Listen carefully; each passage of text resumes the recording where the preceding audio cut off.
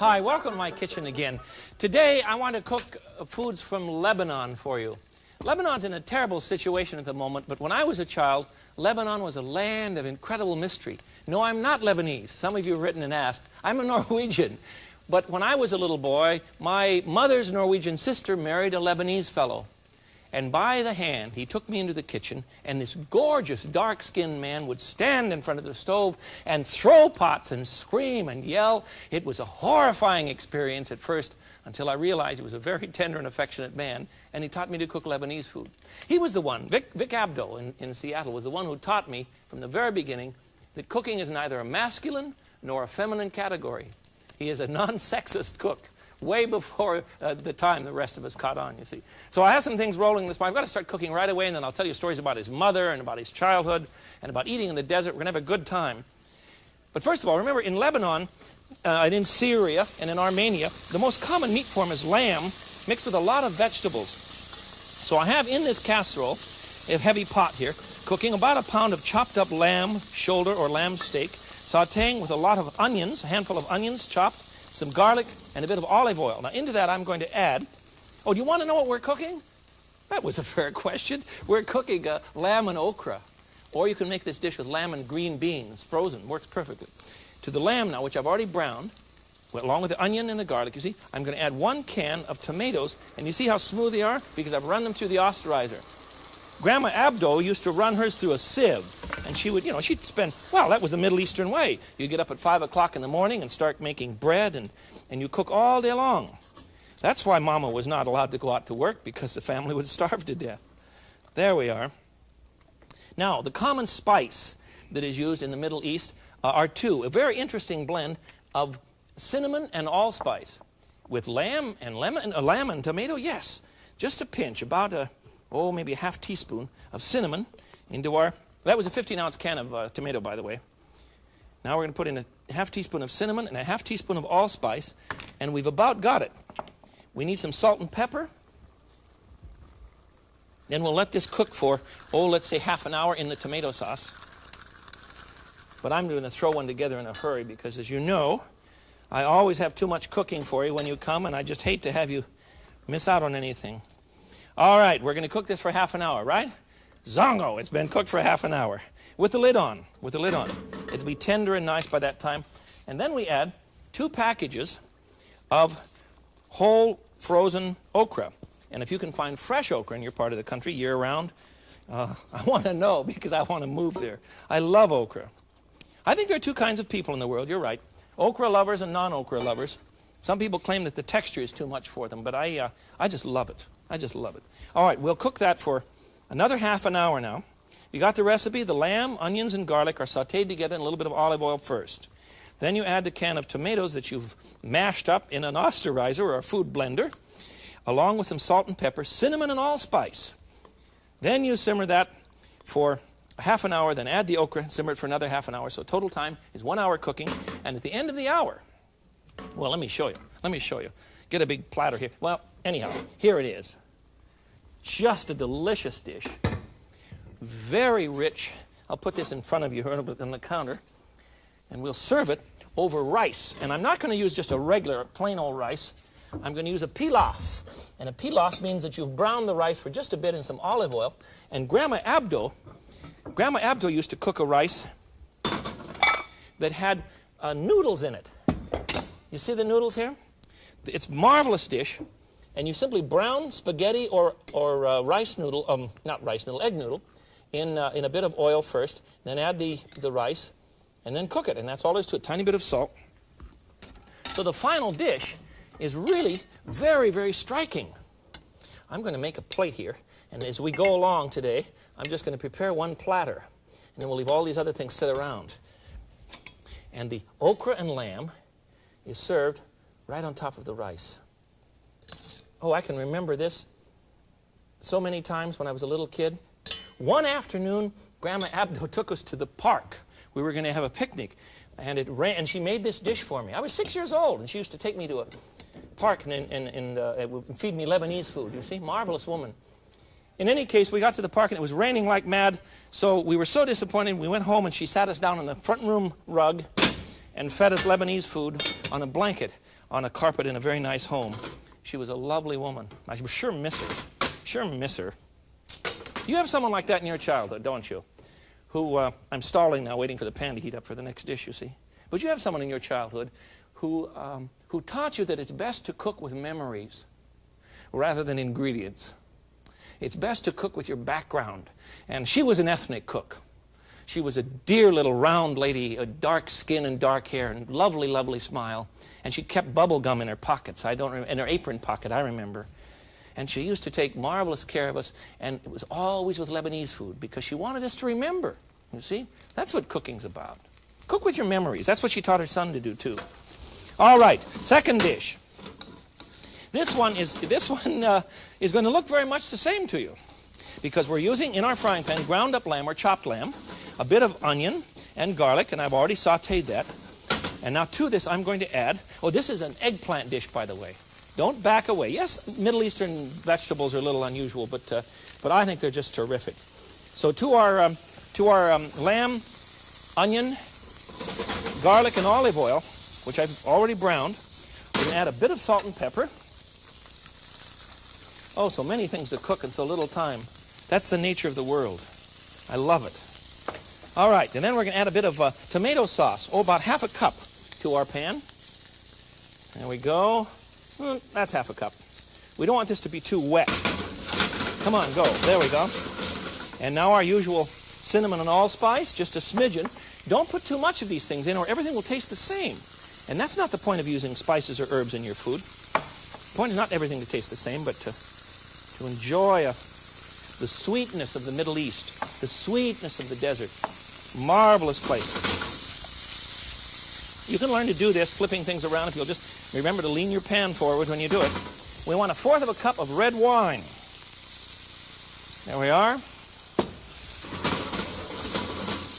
All right, now it's time, slopping this all over the place, it's time for our secret ingredient. You know what that is? Here they are. These are pine nuts.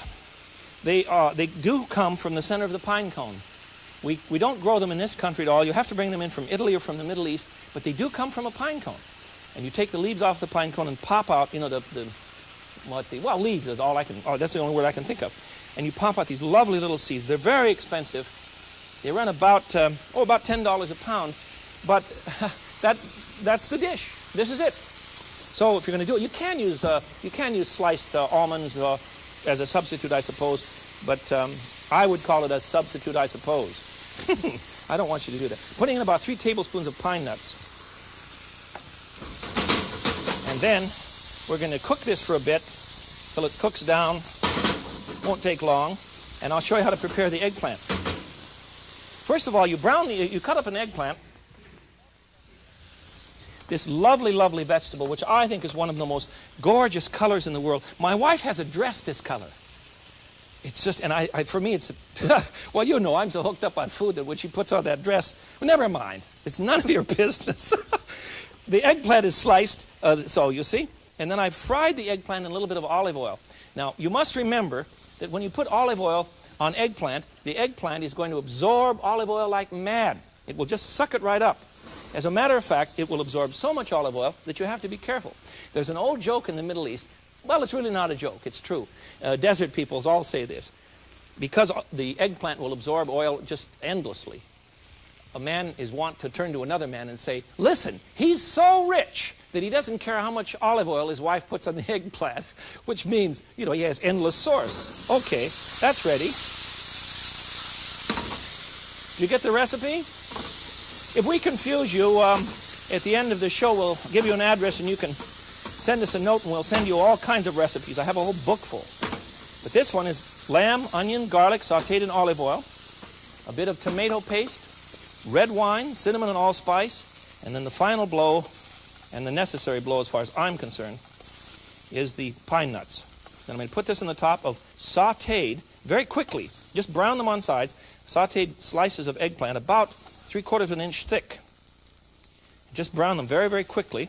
And we'll pop this into a 375-degree oven for about 15 minutes. Look at this. Isn't this gorgeous? Oh, the dish that comes out is just lovely. Just lovely. There we go. Hey, I forgot some parsley. Would someone get some parsley and just leave it in the end of the counter here for me, please? Okay. You've got to have a garnish on this, you see, so that it looks attractive and nice. All right, now we're going to pop these into a 375 oven for about 15 minutes or so, or until I remember, and then we'll take them out. Are you ready for another one? I think, what have we got? Oh, I remember. I remember what's next. The next thing is probably the most common dish that you've seen in a Middle Eastern delicatessen or restaurant, and it's rolled grape leaves. Let me show you how to do that. It's very, very simple. First of all, you can buy grape leaves in our country in a jar, either from California, and they're not bad, from California. They come pickled in a jar, you see, or you can buy them from Greece. They're a little more expensive, but this is what you want. And it's very simple to find them. Any Middle Eastern deli will have them, and they're absolutely delicious. Just a great dish. Now, the mixture goes thusly. We want about a pound of ground lamb. You see how lean this is? What's your first clue? You're right. I grind my own. I don't let anybody else touch it. That's important. I don't want anyone to touch lamb because they'll put too much fat into it. So I grind my own. I have a mix master, or excuse me, that's a brand name, and I shouldn't use that. This particular one is a KitchenAid. It's very powerful and has a good meat grinder with it. And, you can do all sorts of good things with it. So here we have 1 pound of lamb, ground. I want 3/4 of a cup of rice, long grain rice. And then I want to add a little bit of salt, not much, and a tiny bit of pepper. And again, the old cinnamon and allspice trick. Good Lord, everything's going to taste the same. No, it's not. No, it's not. Not going to be that way at all. Okay, shot of cinnamon. Just a pinch now. You don't need much. That looks like too much to me, too. You were rude to say so. There we go. What is that? Oh, 1/4 of a teaspoon, I suppose. And mix this up with your hands so that the meat blends with the rice. And I'm going to turn down a burner over here. There we are. And now we'll begin to roll the grape leaves. Now, this is time-consuming. But you remember, all of these dishes took time, and that's why Mama stuck to the home. She had an incredible job. It was very hard work to feed people on the desert. But you learned some interesting lessons about life. For instance, because you all ate out of a common pot, common bowl, you learned that you belong to the family, you belong to the tribe, you belong to one another, and your value did not come because of what you did in your occupation or even your wealth. It came because you belonged to the tribe. And every time you came to eat, you sat down and ate, literally sat down on the ground, on a big rug perhaps, and you ate from a common bowl. You ate from a common pot. You see, that's very different than sitting down with a TV tray all by yourself privately in the middle of the family. The Middle East understood the family, and the family's still very important. All right, here we go. Long sermon today, huh? But that's all right. That's the point. Here we go. Take a leaf and lay it stem side up. See? Can you see that? Perfect. All right. Here we go. We'll put in a little bit of meat, less than a tablespoon, because this is going to swell up. It has rice in it, you see. And you roll it up, a little package. Don't pack it too tight now. This way, then this way, and roll it up. Got that? Let me do another one for you. It's very simple. All righty. Whoops, that's 2. We don't need 2. Do another one here. A little bit of meat and rice. Yes, there are other fillings. You can use plain rice. I have a friend in Tacoma, Jan Safarian, who makes this dish. Her husband is Armenian. He's a violinist and a maestro and all of that. And she makes these with rice and a bit of tomato and currants and a bit of sugar and olive oil, and she eats them cold. They're heaven. Now, you make a whole bunch of these. Then I'll show you how you pack them in the cooking casserole here. Here we are. These have already cooked. You pack them in a casserole, first of all, putting a layer of leaves on the bottom of the casserole so that it doesn't stick.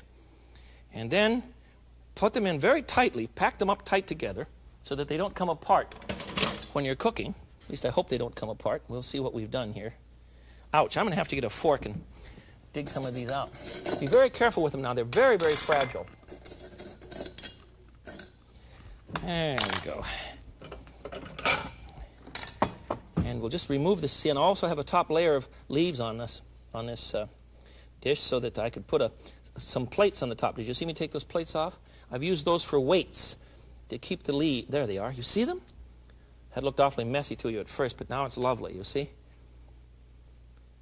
There we go. Get this top layer of leaves off. I put a weight on this made of a plate. You see a couple of plates so that they don't bubble up. Then between each layer, between each stack that you put into the kettle, you put a layer of leaves over it, layer of your little tightly packed cigar-shaped bundles of rice, lamb, cinnamon, allspice, and the leaf itself, and then pile them up, then put water to cover, or I use broth, put broth right up to cover, put the lid on, and I put a plate on it so that it would hold up well. They wouldn't come apart. Oh, these are perfect. Ouch. Yes, they're hot. And then you cook them for about half an hour on a light simmer. Oh, boy, these are hot. At the end of the half an hour, you prepare the juice of 1 lemon. I haven't time to show you all of this. Matter of fact, all I can do right now is burn my fingers. There we are. Prepare the juice of 1 lemon, and then add to that 3 cloves of garlic, and, ouch, oh-ho, 3 cloves of garlic. I'm really burning myself. 3 cloves of garlic, and pour and water to make it up to 1 cup of liquid. Pour that over the top of the pot, and continue cooking it for another half an hour. There, that's enough. You'll get the idea, right? Let's put a few of these on the plate. Look at that. It's just absolutely heaven. Oh, these are good. I like them best with yogurt. There we are. Our plate is gaining here in stature. All right. Now, let's go on to another one. You can serve these with yogurt if you like. It's very good. Let me show you another basic vegetable dish. You see how heavy the vegetables are here? A lot of vegetables in the Middle East. There. Arrange these nicely. They could probably take some parsley. And now we want to make a vegetable dip of chickpeas or chichi peas or what's another word for them? There's another word the Italians use. Garbanzo, chichi, and chickpea. That's all 3. All right. I'm going to put into an osterizer 1 can. This is a 15-ounce can of garbanzo beans, juice and all. Or into a food blender. Now, you're going to add a 2nd can, but please do not, there we go, please do not use the juice from the 2nd can. You understand me? 1 can with the juice, the 2nd can goes in without the juice. If you want to do this from scratch, you have to cook the dry beans, and it's a lot of work. Then we're going to add the juice of 1 lemon, already prepared, and several tablespoons of a product called tahini. And tahini is from the Middle East. It is ground sesame seed and sesame oil, and it's almost like a peanut butter, except that it's sesame, not peanut butter. How much do we want? I usually put in a whole bunch. Yes, how about a half a cup would be fine. It's just like a paste, you see. There we are. You get the recipe. Garbanzo beans. This is a meal. Yes, it is. Garbanzo beans, 2 cans. Juice from 1 is gone. Lemon juice from 1 lemon. And now we're going to add a couple cloves of garlic.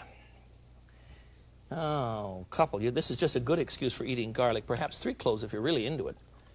Notice I keep my garlic squeezer in a dish of water here, a little cup of water when I'm working, and I don't have to stop cleaning it, stop and wash it out all the time.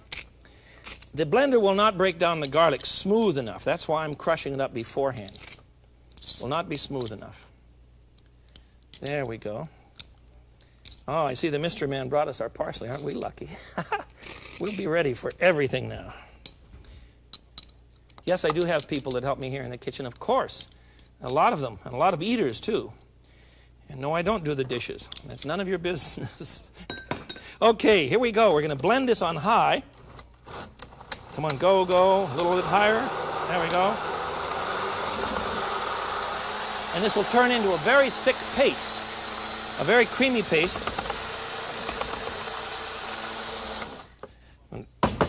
There's an air bubble in there somewhere that we don't need. Well, this isn't a very good ad for the company, is it? Come on, machine, go. Mine at home works great, and it'll cream this up lickety-split. We're going to pretend that that's done, but it's really not. Okay. Close as we're going to get, I'm afraid. Let's see what we have here. You could probably do this in smaller batches and have less trouble. Oh, this isn't so bad. It really is thick. That's the problem. Now, you know how this is served? Absolutely gorgeous thing. Let me show you. You get a plate. I haven't even room around here to move. And you pour it right into the center of the plate. You see? And then on the top of that, we're going to pour a little bit of olive oil. You just trickle it on for added richness. There we go. And on top of that goes a little bit of parsley. We're really getting a formal, very formal Middle Eastern dinner here. Very formal. I used to eat this stuff all the time as a child. My uncle still does it. He still has these parties, and I go and I recognize all of these dishes. And one day we even got into an argument about how his mother used to make such and such a dish. And that's a good thing to argue about with Victor. That's a great thing. Now, this is the way it's eaten. The bread, you take a wedge of bread and dip it into the hummus. Thusly, you see. Oh. Oh, boy. Oh, boy. That's great. Say, speaking of bread, you know when his mama died, I remember this very clearly. When his mama died, she willed him her bread paddles, which meant he, as the oldest son, and Lord, he had 3 brothers and 2 sisters and I don't know how many nieces and nephews. When she died, she willed him her bread paddles, and that meant that he had to continue to bake bread for the family. And the bread was baked, and it still is. Vic still makes it. He makes a big round, much larger loaf, but it's what we call pocket bread, and it's baked in a round circle like this, and it blows up into a big round ball so that when it collapses, it's hollow inside. And in the Middle East, you don't use knives and forks. You use this for eating. You tear off a wedge, and everything is eaten with bread. Everything is a sandwich instead of knives and forks. So we'll need to put a slice of bread on our plate now. And yes, I did remember. I know where it's at. Here we go. Oh, they're ready, too. I should hope so. Look at this one. Eggplant with pine nuts and lamb. Oh, we're really going over the edge today. Is there room on the plate? Is there room on the plate? We'll try it and see. Okay. There we go. And I'll dish up a few more of these because I want you to remember what they look like, and then we'll go through the rest of the meal. There's also the possibility of some great yogurt mixed with cucumber and garlic. Make a terrific salad called Leban, because yogurt, you know, is milk that's alive. And that's the same word in German, Leben, you see? It's lively milk, and it comes from the desert. So if you mix some yogurt that you've drained, first of all, you see I've drained this with a little bit of cheesecloth. You understand what I've done? Drain the yogurt. There's about a pint of yogurt in here, so that the liquid that comes off can be thrown away and won't be in our food. We don't need it. We just don't need it. So we'll put a lot of garlic and some mint. Oh, did I mention mint in the grape leaves? That's another great variation. If you like mint, add the mint at the end along with the garlic and the lemon juice. Now, if I've thoroughly confused you, then you have to write for the recipe. You see, it's all a plot. That's really not true. I'm trying hard to remember everything. So we want some salt and pepper and some cucumbers that we've peeled and sliced thin. And we'll toss this with a bit of garlic and some mint. Let me get some mint out of here. Some dried mint. If you have fresh, it's much, much better. I have lots of fresh mint in my yard at home, but I didn't have any today. There we are. A little bit of parsley garnish on the top. And you have a lovely cucumber salad called Leban. And this goes along with, let me get it all out here for you. This goes along with lots of olives and marvelous breads and a good pilaf and hummus. And whoops, missed that one. So good. Hummus and rolled grape leaves and okra that's been cooked with lamb and garlic so that you have a whole feast here. Now, what happens when you come to the table? Oh, I didn't mention the eggplant. Remember the eggplant with the, that's this one. You want to go through those again? The okra with lamb, the rolled grape leaves, the eggplant with lamb and pine nuts, the bread, the hummus. The hummus is the paste, you remember, and of course the salad, and then lots of olives, and you sit down with all of these glorious things, and first of all you have a glass of arak, which is awful. No, I love it. It's very much like Greek ouzo. It's made from anise, or it has a licorice flavor. It's very hot on the tongue, and it prepares your tongue for the feast that's about to come. You go to all of that work because the person behind this meal has gone to a great deal of work. And that's the way you communicate in the desert. In the ancient world, we did not have a word for community, but we used the word table. Come to my table and be with me. And in biblical times and in desert times, even now, when you invite someone to eat with you, you are establishing a very intimate relationship, much more intimate than sexuality or anything else. To eat with someone is a sign of absolute intimacy. That's why Grandma Abdo would get up at 5 o'clock in the morning and bake bread. That's why she would cook all day long, and at the end of the day, instead of giving them an instant supper or a TV tray, she would lay out a feast like this, give them all a hug and a kiss, and then say, eat, eat. That's it for the Lebanon course. Until I see you again, this is the Frugal Gourmet. I bid you peace. Bye-bye.